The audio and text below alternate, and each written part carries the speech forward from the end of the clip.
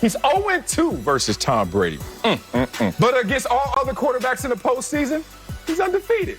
Tom Brady's sitting there giggling, like, you really want to beef with me? 52 completion percentage. Everything is horrible. 77 passer rating, but 109 against everybody else. Patrick Mahomes, Superman doesn't talk trash to Kryptonite. He just stays away from it because he knows it's going to make him weak. And if you, Patrick Mahomes, watch your mouth because you're barking up a tree that just might fall on you. Facts. Just facts. Just facts. That's a bar. Here's a problem with you, Marcellus. You don't like You don't even notice your best bars.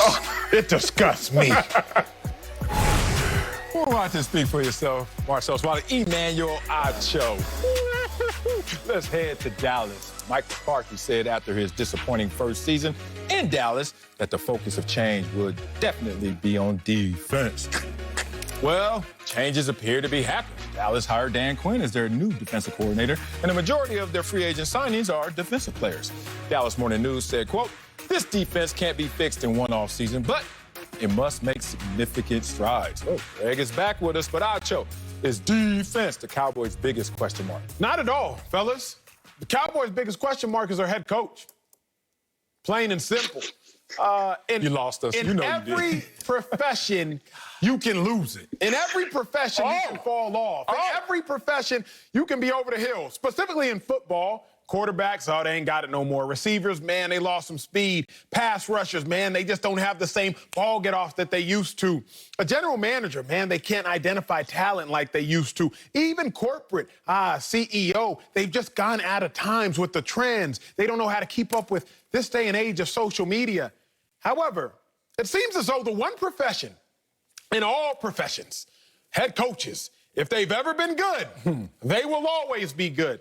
Let me drop a fact that will hurt the feelings of my dearly beloved Marcellus and Greg Jennings. Good luck. 13 NFL coaches have won multiple Super Bowls. But never have any of those 13 coaches had more than one losing season in between Super Bowls. You can win multiple Super Bowls. You can. You've seen it 13 times. But never has a coach who's won multiple had more than one losing season in between. Mike McCarthy is on his 4th losing season now. He's currently had 3 losing seasons. So if you can be over the hill as a quarterback, be over the hill as a running back, as a wide receiver, be over the hill as a general manager, maybe, just maybe, Mike McCarthy is over the hill as a head coach. And that is the Cowboys' biggest question mark. How long did it take you to find some research like that and have everybody digging that up? Wow. Oh, man, it is their defense. It's definitely their defense. We know what they are on offense. We know that they're going to be able to score a lot of points.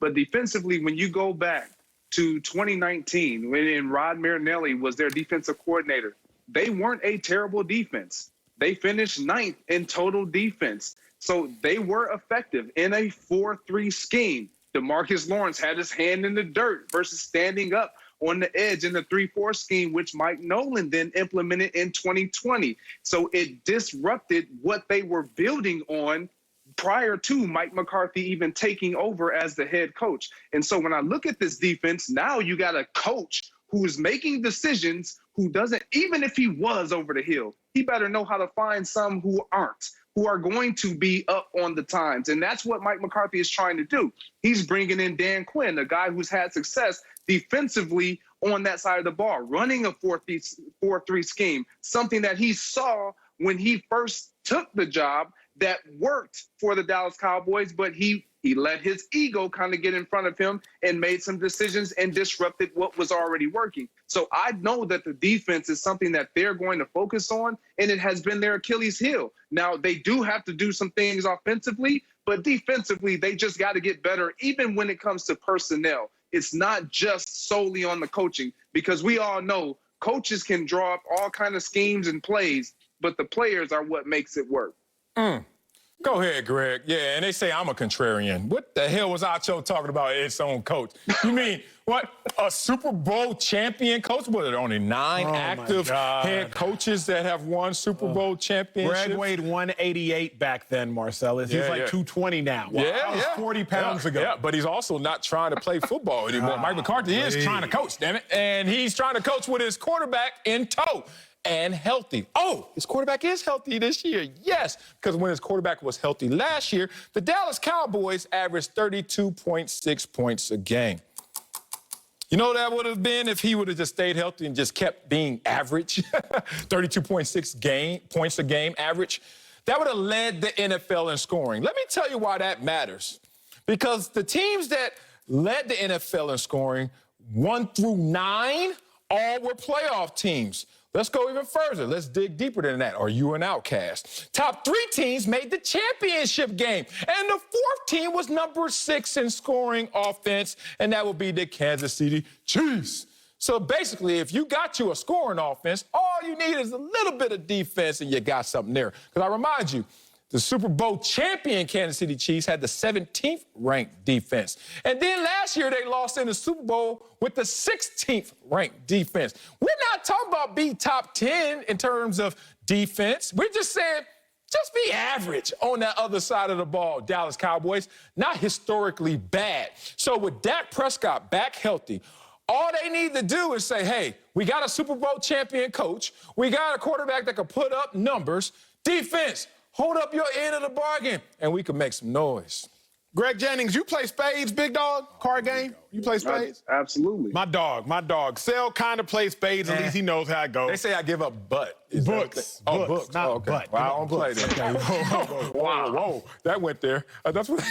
Yeah. That's why I don't play spades. I ain't talking to you. That's what I thought you said. Back on track. Giving up books. Not to be confused with anything else on this show. Yes. G, and you know when you play in spades, big dog, if you lay out the high spade and you know you've won, but then your partner come out here and trump you or play out a good card unnecessarily, it's like, yo, we had already won. What you doing? You're undermining my success. I do that. That's what they mean when they say you give up books, Marcel. It's like you undermining my success. I got a good card. That's what Mike McCarthy does as head coach. Cowboys fought hard against the Rams week 1 last year. Mike McCarthy, he had the opportunity to kick the game-tying field goal. He passes on doing that. And then he goes for it on 4th down, and you saw how that squandered and how the Cowboys lose that game. Week 2 against the Atlanta Falcons, Cowboys played good enough and still found a way to win. But Mike McCarthy, 2 fake punts, 2 of them? One at your 29-yard line, the other at your own 40-yard line, undermining my success. Mike McCarthy, week 3 against the Seattle Seahawks. Y'all remember that time management in the 4th quarter? Mike McCarthy was taking timeouts home with him like it was a to-go meal. Like, Mike McCarthy, what you doing, big dog? You're undermining my success. The only question I will ask you all is this. Again, I said 13 coaches, multiple Super Bowls. Y'all think Mike McCarthy is more like Joe Gibbs, Bill Walsh, Bill Parcells, Bill Belichick?